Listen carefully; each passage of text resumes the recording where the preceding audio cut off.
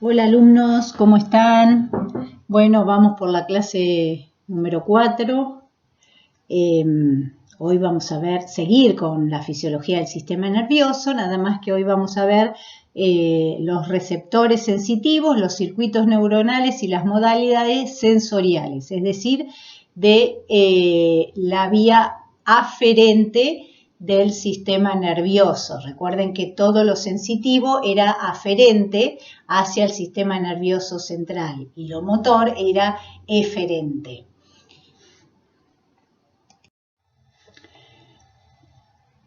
Acá observamos, esperen que se los muestro, el estímulo. Tenemos un estímulo determinado que puede ser de cualquier tipo, puede ser físico, puede ser térmico, puede ser la luz, puede ser un estímulo químico. Eso es detectado por neuronas que son neuronas receptoras, que pueden ser la neurona en sí o tener un terminal nervioso o una estructura más compleja, como vamos a ver para los sentidos especiales. Pero siempre hay un estímulo que desencadena una respuesta eléctrica en una neurona sensorial. Fíjense, las neuronas sensoriales, la forma, llegan al tronco del encéfalo, de la médula espinal, y hacen sinapsis con una neurona de segundo orden. La primera, la sensorial, es una neurona de primer orden. Luego esa neurona de segundo orden puede hacer sinapsis en el tálamo con una neurona de tercer orden, la cual llega a la corteza cerebral. Recuerden que cuando llega a la corteza cerebral, específicamente al área específica para ese tipo de modalidad sensorial. Por ejemplo, si es visual, va a llegar al área visual primaria. Si es un estímulo auditivo, va a llegar al área auditiva primaria. Los receptores sensoriales, aquellos que reciben el estímulo y traducen la energía del estímulo en potencial graduado, potencial receptor, pueden ser simples, como el que se ve a la izquierda, donde se observa una terminal neuronal de la neurona sensitiva, y en esos terminales nerviosos es los que reciben el estímulo. También pueden ser más complejos, es decir, involucrar estructuras más complejas, como por ejemplo un envoltorio o capas de tejido conectivo, como ocurre en el caso del corpúsculo de Pacini, que se ve acá. Esa terminal nerviosa entonces está encapsulada y el estímulo digamos que incide sobre esta terminal nerviosa encapsulada. Después es la misma neurona sensitiva que como todas las demás. En este caso está mielinizada, esta está no mielinizada, pero en estos casos también puede haber demielinizados. Y también tenemos receptores no neurales, que son aquellos que son los que reciben el estímulo, son células especializadas. Por ejemplo, acá se muestra una célula con cilios propia del sistema auditivo. Estos cilios van a generar un potencial receptor que va a terminar en la liberación de neurotransmisor, y ese neurotransmisor entonces sí va a activar un potencial receptor en la neurona sensitiva. Entonces hay distintas modalidades de receptores sensoriales. Pero ¿cuáles son los receptores sensitivos? Empecemos con los receptores sensitivos, definiendo qué tipos diferentes hay. Después vamos a ver cómo se complejizan, cómo algunos son más complejos que otros. Tenemos del tipo de mecanorreceptor, es decir, son receptores sensitivos de estímulos mecánicos. Por ejemplo, una presión. Ustedes tocan algo con la yema del dedo y ejercen una presión. Eso estimula a mecanorreceptores de la piel. Después podemos tener los quimiorreceptores. Los quimiorreceptores normalmente están en la boca y forman parte del sentido del gusto. Sin embargo, hay otros quimiorreceptores que se encuentran en otros lugares, como por ejemplo en ciertas partes de la carótida, y que detectan niveles alterados o normales de sustancias químicas. Después tenemos los nociceptores, que son receptores del dolor. Los termorreceptores son receptores de la temperatura y receptores electromagnéticos, como por ejemplo los conos y bastones, que nos permiten la detección de los objetos, la visión, y nos lleva al sentido especial de la visión. Ven los distintos tipos de receptores. Por ejemplo, tenemos el corpúsculo de Pacini, de presión. Fíjense, esta es la neurona sensitiva, el axón de la neurona sensitiva, pero está encapsulado. Fíjense, una neurona sensitiva que da cuenta del grado de estiramiento de un músculo y que se encuentra en los usos musculares. Neuronas sensitivas que forman parte del aparato tendinoso de Golgi, que están en muchos tendones y dan cuenta del grado también de estiramiento de músculos y articulaciones. Hay distintos tipos, o fíjense, una terminación nerviosa libre, es decir, las dendritas de una neurona sensitiva sin ningún tipo de corpúsculo o tejido conjuntivo que lo rodee. De tal manera que tenemos un montón de receptores diferentes, formas diferentes. Lo que sucede primero es se transforma el estímulo del tipo que sea, mecánico, químico, electromagnético, térmico, en impulso nervioso. Es decir, hay una transducción o transformación de un estímulo sensitivo en un impulso nervioso. La función de los receptores sensoriales, como este ejemplo que les puse acá, el corpúsculo de Pacini, pero todos los demás también, es la transducción, la conversión de una forma de energía en otra. Y todos los receptores sensitivos tienen en común el hecho que reaccionan de la misma manera, modificando su potencial eléctrico de membrana, sea cual fuere el estímulo que los excite. Por ejemplo, el corpúsculo de Pacini, como se ve acá, es sensible a la deformación, es un mecanoreceptor. Entonces, el área deformada lo que ocasiona es que esa neurona sensitiva en su membrana active a los canales iónicos y que se produzca una despolarización de la membrana y se genera un potencial de receptor o potencial graduado, que ustedes ya lo vieron. Y esto se transforma en un potencial de acción a nivel de la zona gatillo también, como ya vieron. Entonces, un área deformada, una presión ejerce una deformación en una zona de la membrana, abre canales de iones. Los iones, en este caso muy probablemente sean sodio, que entren a favor de su gradiente de concentración, despolarizan la membrana y generan un potencial de acción. Entonces, los eventos son los que están acá abajo. Deformación, abren canales iónicos, entra sodio, potencial receptor o potencial graduado. Una característica de los estímulos es su intensidad. No es lo mismo una presión leve en el dedo que una presión más fuerte. No es lo mismo un grito que un susurro.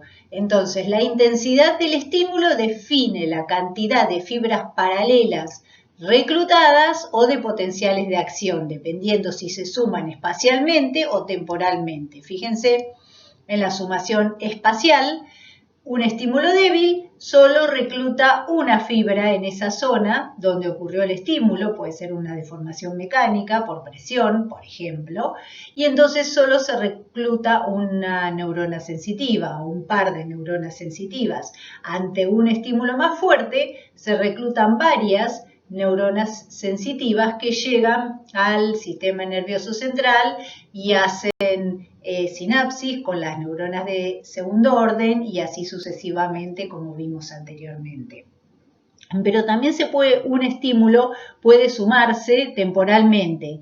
Puede haber uno solo estímulo débil que es detectado por el sistema nervioso central como, por ejemplo, una presión suave o un estímulo repetitivo en el mismo lugar, por ejemplo, una presión más sostenida en el tiempo, con lo cual se suman los potenciales de acción y llegan al sistema nervioso central en forma de varios potenciales de acción.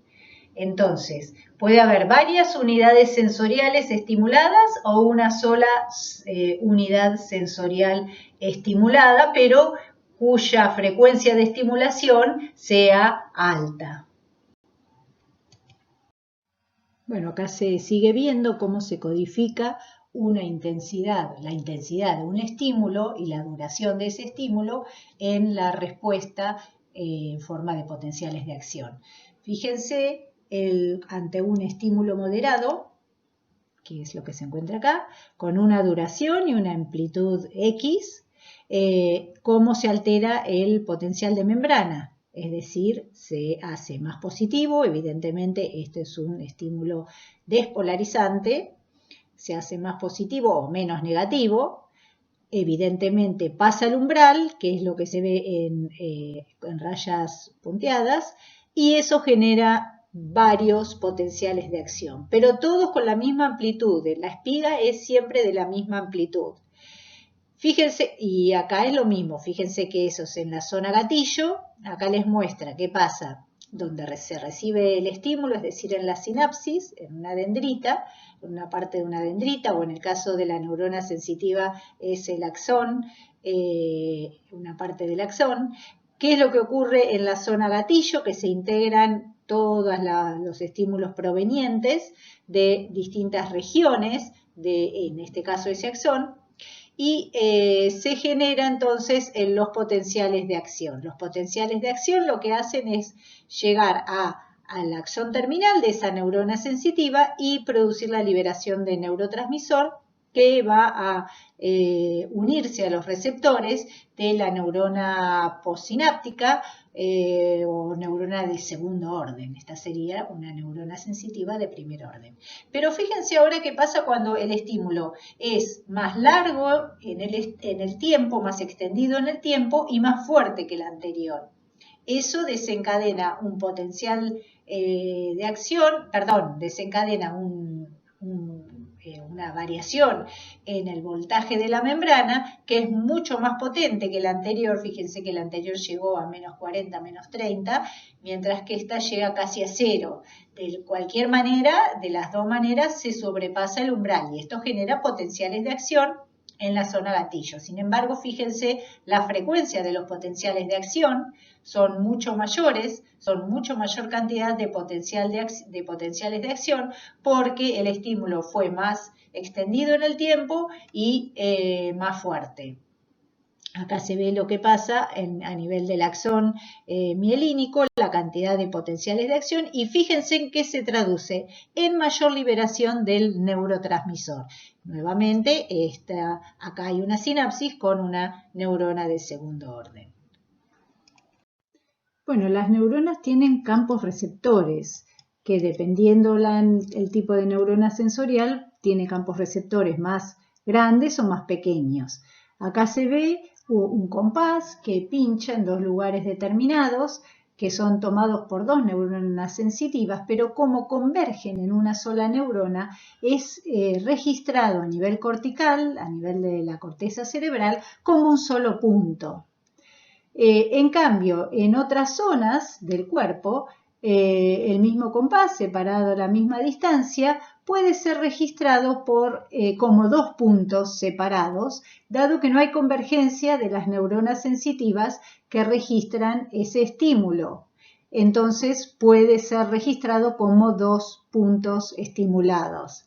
Este es el concepto de campo receptor, y hay campos receptores pequeños y campos receptores grandes. Por ejemplo, en la yema de los dedos tenemos campos receptores pequeños. Nos permite discriminar fácilmente entre dos puntos que se encuentran a menos de, digamos, 1 milímetro de distancia si están siendo estimulados al mismo tiempo. En cambio, por ejemplo, en el muslo, esa misma distancia se percibe como un solo punto estimulado.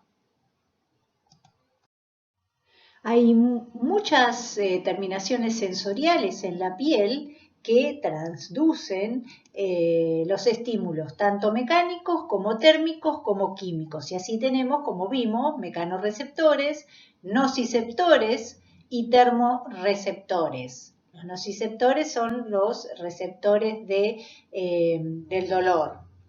Fíjense, en este dibujo se ven algunas terminaciones nerviosas libres que bien pueden ser nociceptores, por ejemplo. Vemos corpúsculos de Pacini, terminaciones de Ruffini, discos de Merkel, que se encuentran acá, entre otros. Estas terminaciones sensoriales en la piel pueden adoptar todas estas formas diferentes y la mayoría de ellas toman sus nombres en honor a los histólogos que las observaron por primera vez. El más estudiado de todos es el corpúsculo de Pacini, que se encuentra más bien en el tejido subcutáneo de la piel, tanto sin pelo como con pelo.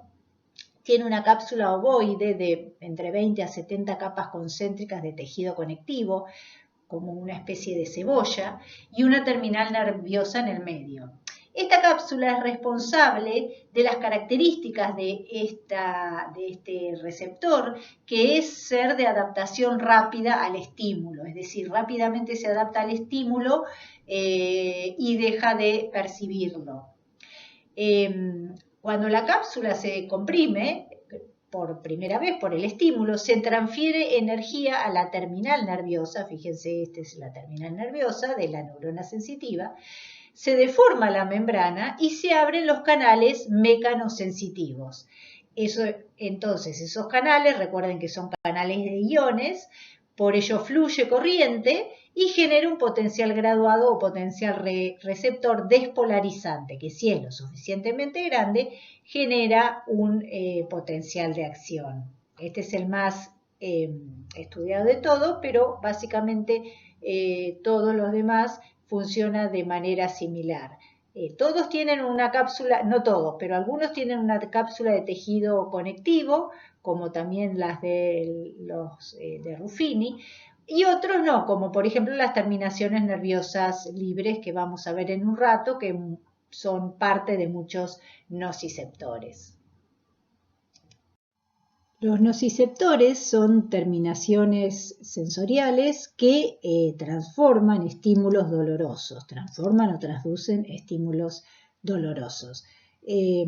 Acá se ve un terminal sensitivo, una neurona sensitiva que va a ser nociceptiva, forma parte de un receptor de un nociceptor. Estos facilitan la mediación de las sensaciones dolorosas agudas para advertirnos de que el tejido corporal está siendo dañado. Normalmente son como lo que se ve acá, terminaciones nerviosas libres y que están distribuidas por todo el cuerpo. Inervan la piel, el hueso, el músculo, la mayoría de los órganos internos, los vasos sanguíneos y el corazón.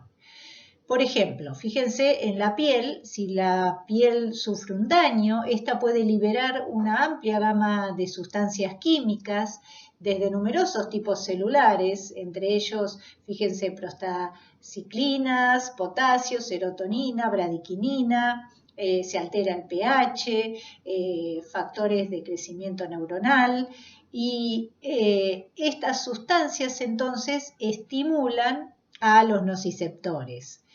Y desencadenan una serie de respuestas locales que se conocen como inflamación. Como resultado, los vasos sanguíneos entonces aumentan su permeabilidad y causan tumefacción o edema y enrojecimiento.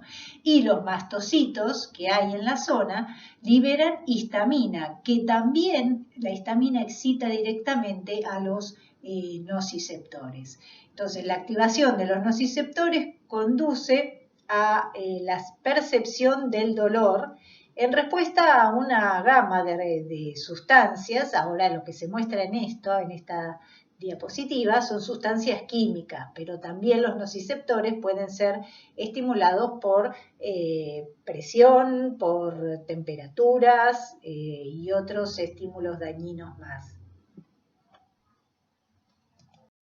Otro tipo de receptores sensitivos son los propioceptores. Los receptores sensoriales somáticos que vimos hasta ahora proporcionan información acerca del medio externo, es decir, si recibimos un pinchazo, lo que vimos recién, se liberan sustancias químicas, etcétera, etcétera. Pero el cuerpo también necesita información acerca de sí mismo, para saber dónde se encuentra cada una de sus partes en el espacio, si se están moviendo y si se están moviendo, en qué dirección y con qué rapidez. Por ejemplo, ustedes pueden estar en este momento sentados, con la pierna extendida o no, y sin necesidad de mirar, ustedes saben si su pierna está extendida, está hiperextendida o está doblada, o si está estirada o no. Eso lo saben sin mirarlo gracias a la propiocepción, proporciona ese tipo de información.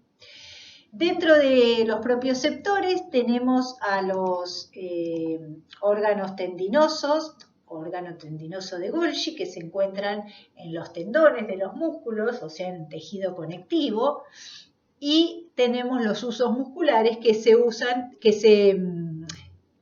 encuentran dentro de los músculos. Los usos musculares perciben cambios en la longitud de las fibras musculares esqueléticas. Ven que los axones de las neuronas sensitivas rodean cada fibra muscular esquelética, mientras que los órganos tendinosos de Golgi miden la fuerza muscular. En resumen, podemos decir que hay distintos tipos de receptores de acuerdo al tipo de estímulo y el tipo de sensación que van a generar. Tenemos entonces las sensaciones somáticas y las especiales. Dentro de las especiales tenemos la audición, la visión, el olfato y el gusto. ¿Qué quiere decir que sean especiales? Que tienen estructuras más complejas que las somáticas. Y dentro de las somáticas son las que estuvimos viendo algunos ejemplos, obviamente. Los mecanorreceptores, que son receptores del tacto y de la presión, con todos estos ejemplos. El que vimos mayormente un poco más detallado es el corpúsculo de Pacini, pero fíjense que cada uno de ellos detecta una sensación diferente. Tacto y presión, textura y vibración, presión sostenida y tacto, vibración y cambios rápidos en presión y vibración. Y los nociceptores que detectan dolor rápido o dolor lento. En el sentido se diferencian en la fibra, el tipo de fibra sensorial que lo genera. En un caso son fibras del tipo A y en otro caso son fibras del tipo C. Unas son mielinizadas y otras son no mielinizadas. Y también tenemos los receptores, que tenemos receptores al frío y al calor. También discurren por fibras diferentes. Los axones son unos mielinizados y otros no mielinizados. Pero básicamente todos estos son los tipos de receptores que existen separados de acuerdo al tipo de sensación. Entonces, vimos que hay distintos tipos de receptores para las distintas modalidades sensoriales. Pero, ¿cómo es el proceso sensitivo en sí?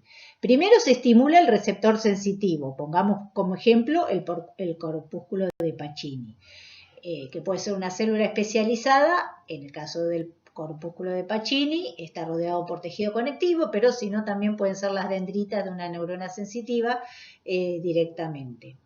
Hay una transducción del estímulo, es decir, hay una conversión de la energía de un estímulo en un potencial graduado. Luego, el potencial graduado, si es lo suficientemente fuerte, intenso, genera un potencial de acción, es decir, se generan impulsos nerviosos. Y se integran estos impulsos nerviosos como aferencias sensitivas en la corteza cerebral. En definitiva, los impulsos nerviosos llegan a áreas específicas de la corteza cerebral que dan cuenta de la sensación que se estimuló. Hasta que no llega el impulso nervioso a la corteza cerebral, el individuo no tiene noción de ese estímulo. ¿Y a dónde llega? Bueno, dependiendo del estímulo, y la zona donde se generó va a llegar o a la corteza somatosensitiva, la que se ve como azul, en el caso de, como estábamos viendo recién, los receptores, los mecanorreceptores, quimiorreceptores o termorreceptores de la piel, llegan a la corteza somatosensitiva. En el caso del gusto, los receptores, quimiorreceptores del gusto, terminan en la corteza gustativa. Obviamente la visión llega a la corteza visual, la audición a la corteza auditiva y la olfacción a la corteza olfativa u olfatoria. Entonces, todas estas vías sensitivas terminan en algún punto de la corteza cerebral. Las neuronas de primer orden, entonces, que son las que constituyen los receptores de distintos tipos, como vimos, hacen sinapsis con neuronas de segundo orden y de tercer orden y llegan finalmente a la corteza, como les dije recién, a la corteza cerebral a distintos puntos. En este caso se ven las vías somatosensitivas a donde llegan. Y hay dos vías somatosensitivas. La vía dorsal lemniscal medial, que transmite información desde los mecanorreceptores y los propioceptores. Y la vía espinotalámica, que transmite información de los termorreceptores y nociceptores al sistema nervioso central. Ambas son vías somatosensitivas y terminan en la corteza somatosensitiva primaria. Bueno, lo que muestra esta diapositiva es un concepto importante y que es que el dolor, las señales de dolor pueden ser reguladas, pueden ser inhibidas. El dolor producido por la actividad de los nociceptores, acá se ve un nociceptor, ahí no se los perdonen que no se los estoy señalando con el pointer ahí, este es un nociceptor, este es otro nociceptor. Miremos este gráfico de la izquierda. Entonces, se activa el nociceptor, hace sinapsis con la neurona de segundo orden. Y también hace sinapsis con una interneurona inhibidora, fíjense, es inhibidora, es decir, inhibe a la neurona inhibidora. La neurona inhibidora inhibiría la transmisión de la señal en la neurona de segundo orden. Pero como esta misma nociceptor, además de estimular a la neurona de segundo orden, inhibe a su inhibidor, entonces la señal se envía al tálamo de manera normal. Pero fíjense qué pasa cuando hay otro estímulo, como por ejemplo un estímulo mecánico que se produce al mismo tiempo, o quizás antes se puede producir, el estímulo doloroso. La neurona inhibitoria ahora no está más inhibida, está estimulada, con lo cual puede inhibir a la neurona de segundo orden, de tal manera que la señal enviada al tálamo se hace más débil, porque a pesar de ser estimulada por la neurona de primer orden o nociceptora, es inhibida, logra ser inhibida por la interneurona inhibidora. ¿Qué se deduce de acá? Que entonces otros estímulos como estímulos mecánicos pueden regular la señal dolorosa. Normalmente la actividad de los mecanorreceptores de bajo umbral producen esta inhibición.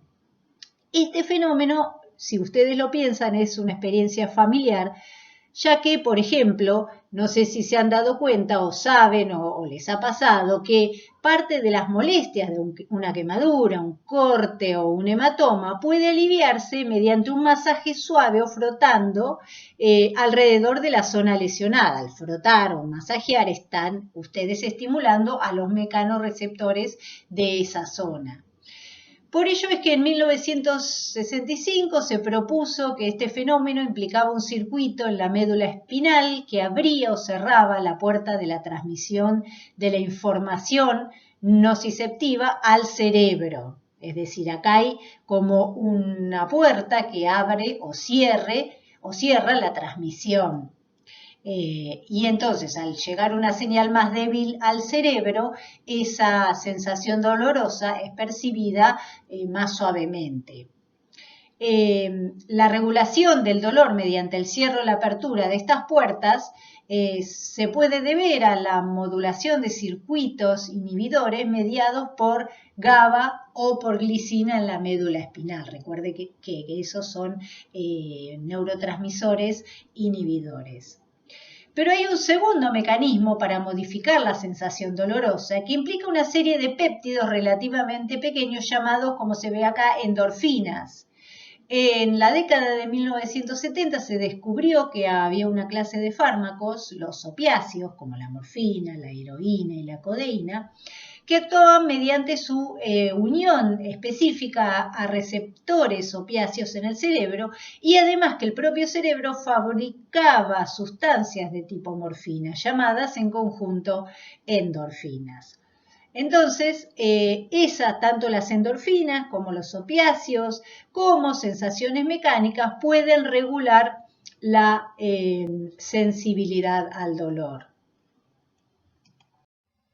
La corteza somatosensorial, a la cual llegan las aferencias, es decir, llegan las neuronas de tercer orden, tiene una especie de, digamos, organización en la cual la sensibilidad de la cara, por ejemplo, llega a esta zona, la sensibilidad de la mano, perdonen que no les estaba señalando con el láser, de la cara llega a esta zona, la de la mano llega a esta zona, la del cuerpo llega a esta zona. Se denomina esto homúnculo porque es como una especie de hombrecito que uno podría dibujar en la corteza de cada hemisferio de la corteza somatosensorial y donde se indicarían las zonas a las cuales llegarían las sensaciones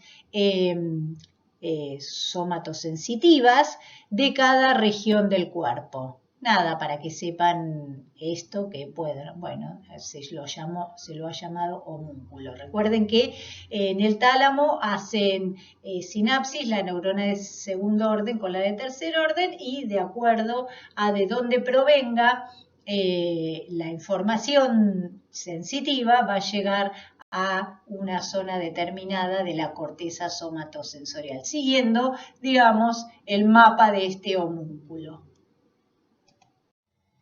Los que vimos en las diapositivas anteriores eran sentidos que podríamos llamarlos generales.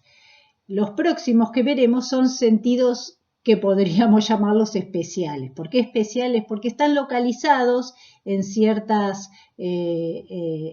estructuras corporales y involucran o son una estructura más compleja que los sentidos generales. Así tenemos el sentido del olfato, que consta de quimiorreceptores, que detectan moléculas químicas que se encuentran en el aire y que son las moléculas odorantes, como se ven acá.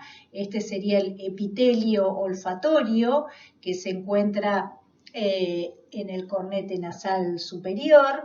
El epitelio olfatorio consta de células basales que dan origen a las otras células de sostén y la célula nerviosa propiamente dicha, donde se observa la dendrita con las cilias olfatorias y los axones de esa célula sensitiva, de esa neurona sensitiva. Estas neuronas entonces del epitelio olfatorio van a transformar el compuesto químico o la energía del compuesto químico en un potencial de acción. Luego de atravesar la lámina cribiforme del etmoides, en el bulbo olfatorio hacen sinapsis con la neurona de segundo orden y luego llegan a la corteza cerebral en la región olfatoria primaria, como vamos a ver ahora. Acá a la derecha se ve entonces cómo es un quimiorreceptor olfativo. Recuerden que tenía cilios. Esos cilios están en el moco que lubrica el epitelio olfatorio. Y esta es la célula entonces receptora olfatoria, la neurona olfatoria, la neurona sensitiva. qué es lo que sucede en cada parte de esa neurona. Obviamente, ante la presencia de una sustancia química en el moco, se genera, si se une a su receptor específico, se genera un potencial graduado o potencial de receptor. Esto se transmite hasta la zona gatillo y eventualmente, si sobrepasa el umbral, se genera el potencial de acción, las espigas.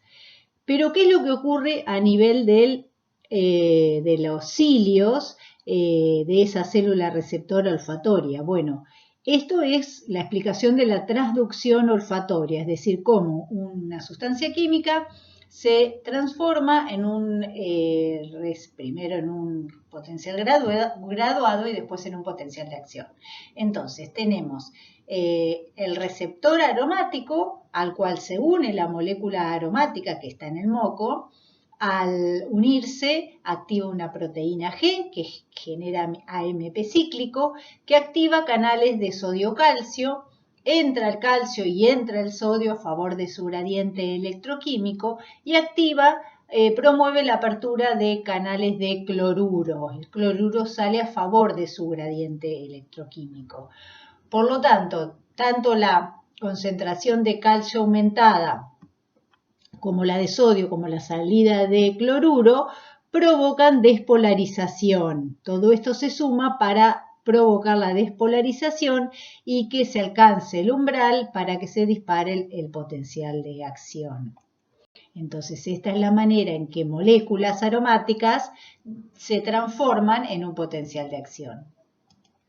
El sentido del gusto es similar al sentido del olfato en que también posee quimiorreceptores. Acá se ve la lengua. La lengua tiene sobre su superficie un montón de papilas gustativas distribuidas en distintas zonas de la lengua. Esas papilas gustativas, acá se ven, son de distinto tipo. Acá se ve una foliada, acá se ve una circunvalada, acá se ve una fungiforme, pero todos tienen estos cositos azules que ven acá, que son los botones o yemas gustativas. Cada papila tiene un montón de estas yemas o poros gustativos. Y estos poros gustativos se parecen al epitelio olfatorio en el sentido que tienen células de soporte, células madre y las células gustativas en sí. Fíjense que hacen sinapsis con una neurona sensorial. Entonces, esta es la estructura que permite traducir el estímulo químico en un potencial de acción en la lengua. En esta diapositiva se ve cómo es la transducción del sabor y se observan las distintas vías para la transducción del sabor, es decir, la transformación de un estímulo químico en un potencial de acción. Las sustancias químicas que probamos tienen estructuras totalmente diferentes y tienen receptores gustativos que se unen a esas sustancias químicas y que activan diferentes mecanismos para la transducción. Entonces, los saborizantes pueden pasar directamente a través de canales iónicos, en el caso de estímulos salados o ácidos. También pueden unirse y bloquear a los canales iónicos, como hay muchas sustancias ácidas, por ejemplo, que lo hacen, o unirse a receptores de membrana, como en el caso del estímulo dulce, el estímulo umami y el amargo, y activar segundos mensajeros intracelulares, los cuales a su vez abren o cierran canales iónicos. Acá se observan los distintos estímulos que existen. Mayormente se los puede, a pesar de que hay un montón de moléculas diferentes, se los puede agrupar en estímulo salado o gusto salado, ácido, dulce, amargo y el umami, que es tipo sabroso.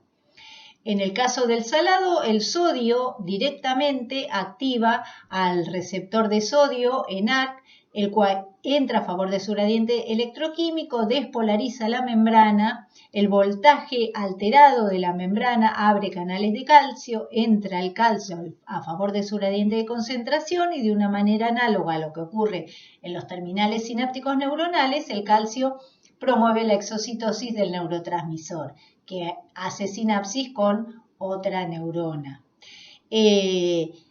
Pasa algo similar con el estímulo ácido, que puede inhibir o abrir canales de sodio, y con los estímulos amargos, umami o dulce, que lo que se observan son los mecanismos de las vías de señalización que puede activar. En este caso se observa la activación de fosfolipasa C, que a partir de inositol difosfato genera diacilglicerol e inositol trifosfato, que abre canales de calcio del retículo endoplasmático, sale el calcio del citoplasma y esto entonces despolariza la membrana.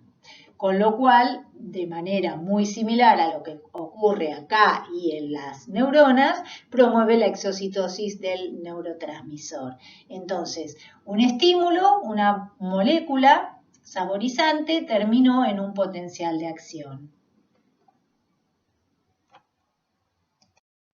Esos potenciales de acción entonces son transmitidos a través de las neuronas sensitivas. En este caso se ve cómo salen los axones de las papilas y los botones gustativos localizados en distintas localizaciones de la lengua, pero forman parte todos o bien del nervio facial, que es el séptimo par craneal, del nervio glosofaringeo, que es el noveno par craneal, o del nervio vago, que es el décimo par craneal. Todos pasan por el núcleo gustativo y luego, haciendo sinapsis en el tálamo con la neurona de tercer orden, terminan en el área gustativa primaria de la corteza cerebral.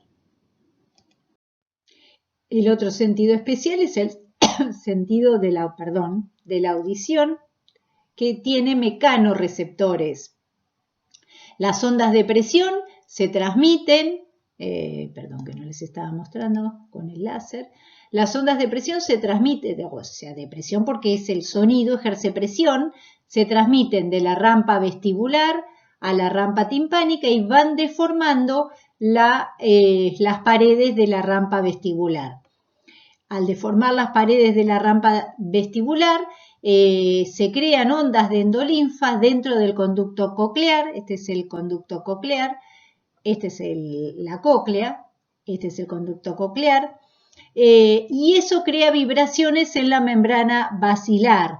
Es una membrana muy finita que se encuentra en el órgano de Corti y esto lleva a las células ciliadas del órgano de Corti, que se ven acá, hacia la membrana tectoria, que es la que se ve acá. Acá se ve un poco mejor como las células ciliadas tocan contra la membrana tectoria, de tal manera que estas células ciliadas, cuando son movidas por las ondas de endolinfa, tocan la membrana tectoria y esto da origen a potenciales receptores. Y los mismos se transmiten por los axones, se transmiten por el nervio coclear.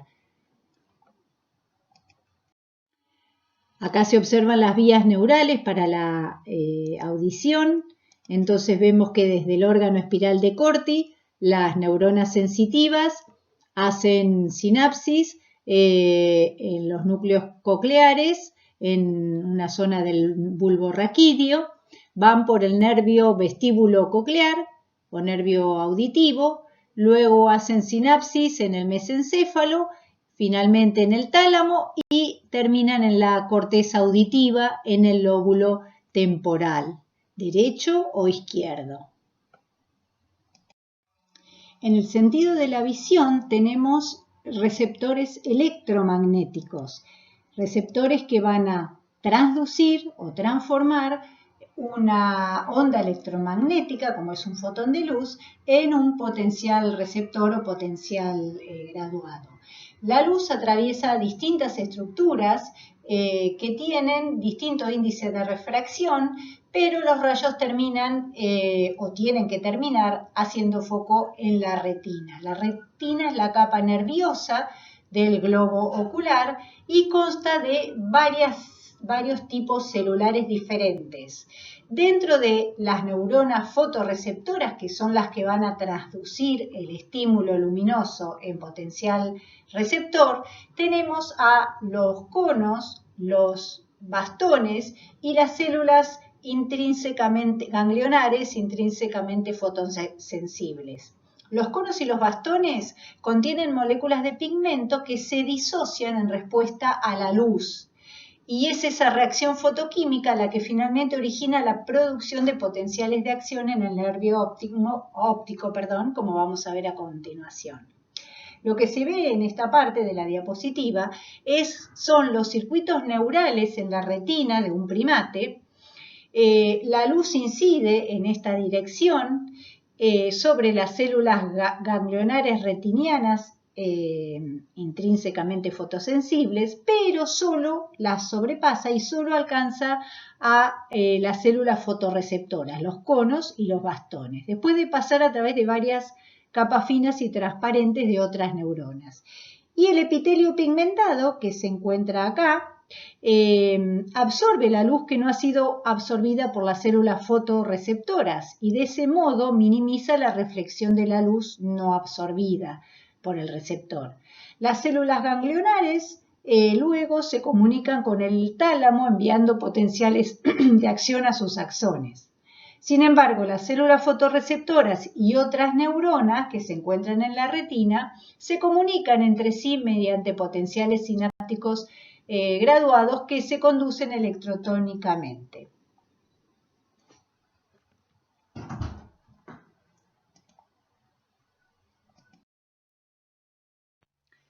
La fototransducción supone una cascada de acontecimientos químicos y eléctricos para detectar, amplificar e iniciar una respuesta a la luz. Fíjense, a la izquierda es en oscuridad y a la derecha es lo que sucede ante la presencia de un objeto luminoso. La luz provoca que el voltaje de membrana se vuelva más negativo que el potencial de reposo que mantiene en la oscuridad. Esa hiperpolarización es un paso esencial en la transmisión de la señal visual, ya que regula directamente la tasa de liberación desde el fotorreceptor hasta sus neuronas postsinápticas de un neurotransmisor que es glutamato, un neurotransmisor inhibitorio. Cuando se despolariza la terminal presináptica es porque hay más glutamato. En cambio, cuando se libera menos glutamato es porque está hiperpolarizada. De esta manera, un destello de luz hace que haya una disminución en la secreción del neurotransmisor inhibitorio. Entonces, lo que podemos decir es que los fotorreceptores de los vertebrados son más activos en la oscuridad y que se inactivan ante la presencia de un objeto luminoso o ante la presencia de luz. En la oscuridad, cada fotorreceptor produce una corriente iónica que fluye de forma mantenida hacia el segmento externo de los bastones y los conos y hacia afuera del segmento interno. Esta corriente oscura es transportada principalmente por una corriente de sodio en el segmento externo y por una corriente saliente de potasio en el segmento interno. El sodio entonces fluye a través de un canal catiónico no selectivo en el segmento externo, que es regulado por la luz indirectamente. Ahora en la próxima diapositiva vamos a ver cómo lo regula el fotón de luz. Y el potasio fluye a través de un canal de potasio en el segmento interno que no es regulado por la luz. El sodio es entonces responsable del 90% de la corriente oscura en el segmento externo. Fíjense que entonces cuando entra sodio hay una despolarización y se produce la liberación del glutamato. Lo que pasa que como el glutamato es un neurotransmisor inhibidor, entonces se inhibe la sinapsis y no hay potencial de acción en la célula bipolar. Pero ante la presencia de luz, vamos a ver que se produce una molécula que es el GMP cíclico que inhibe la apertura de ese canal de sodio, con lo cual hay hiperpolarización.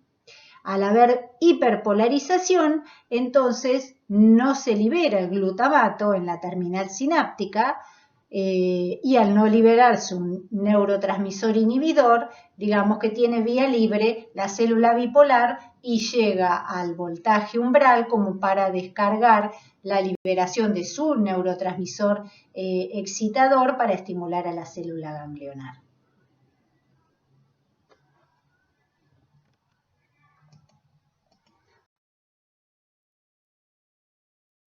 Pero ¿cómo se detiene la corriente oscura ante la presencia de un fotón? Es decir, ¿cómo puede un fotón detener el flujo de un montón de sodios a través de la membrana de un bastón? Bueno, el proceso comienza cuando el fotón de luz es absorbido por una molécula que se llama, una proteína que se llama rodopsina. La rodopsina es una de las proteínas más empaquetadas del cuerpo. Hay unas 30.000 moléculas por micro cuadrado en los discos de los bastones. Lo que contiene entonces esta rodopsina es un componente que se llama retinal, que está en la forma 11-cis-retinal en la oscuridad y que ante la presencia de un fotón de luz se isomeriza a transretinal. Cuando se isomeriza en presencia de luz, de un fotón de luz a transretinal, entonces se activa una proteína G que activa a una fosfodiesterasa. La fosfodiesterasa es una enzima que desdobla el GMP cíclico, de tal manera que no vamos a tener más GMP cíclico ante la presencia de fosfodiesterasa activa. El GMP cíclico lo que hacía era mantener abierto el canal de sodio, por lo cual ahora se encuentra cerrado, el sodio no puede entrar y entonces no hay hiperpolarización. Esto es lo que ocurre en presencia de luz. Fíjense que entonces la rodopsina y el retinal son importantes en la transducción del fotón de luz, la energía del fotón de luz, en energía química y eventualmente en un potencial receptor.